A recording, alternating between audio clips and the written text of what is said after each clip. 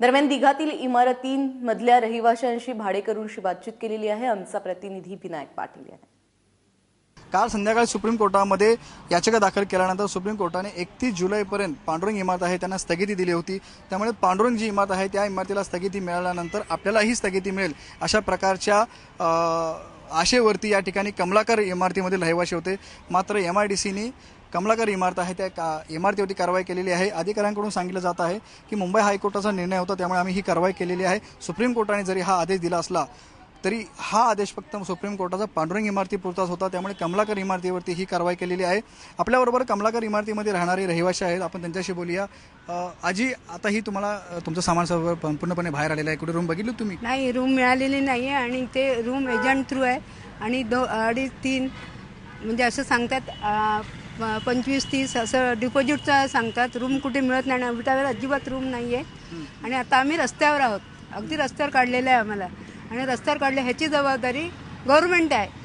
कारण का जेव्हा मतं घेतात, मताच्या वेळेला येतात, मतं पाया पडून हे करून मतं घ्यायला येतात तेव्हा आम्ही दिसतो त्यांना। आता त्यांना कोणालाही आम्ही दिसत नाही, असं झालेलं आहे त्यांचं। गव्हर्नमेंट हे गव्हर्नमेंट आहे का काय आहे?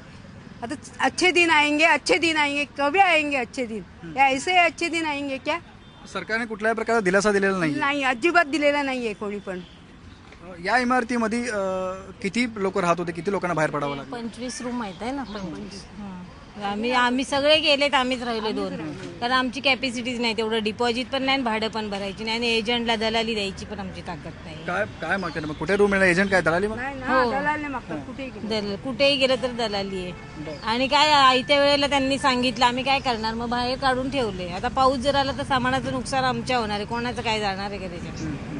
आणि कोणी विचारायला पण आलेलं नाही आम्हाला। जवळ 4 माळ्याची ही बिल्डिंग आहे, 20 ते 22 रूम होत्या। सगळ्या रूम सील करण्यात आलेल्या आहे, सगळ्यांना बाहेर काढलेलं आहे।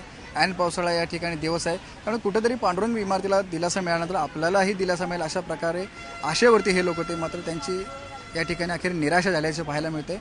भर पावसामध्ये आता कमलाकर इमारतीमध्ये राहणाऱ्या लोकांना रस्त्यावरती यावं लागले।